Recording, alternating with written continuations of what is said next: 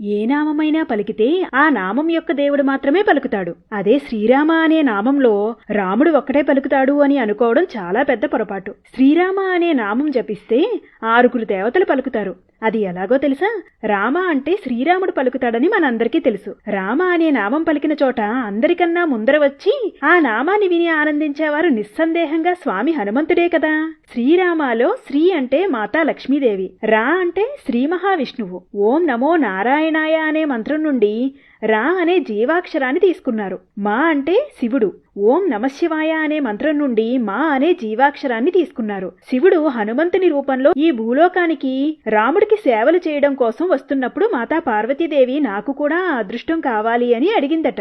అప్పుడు మహాదేవుడు, ఈ అవతారంలో హనుమంతుడు బ్రహ్మచర్యాన్ని పాటిస్తాడు కాబట్టి నిన్ను తీసుకెళ్లడం కుదరదు పార్వతీ అన్నాడట. అప్పుడు మాతా పార్వతీదేవి, అయితే నేను మీ తోక రూపంలో వస్తాను అని హనుమంతుడి తోకలో ప్రవేశించిందట పార్వతీదేవి. మరి రామ అన్నప్పుడు హనుమంతుడు వస్తే మాతా పార్వతీదేవి కూడా వచ్చింది కదా.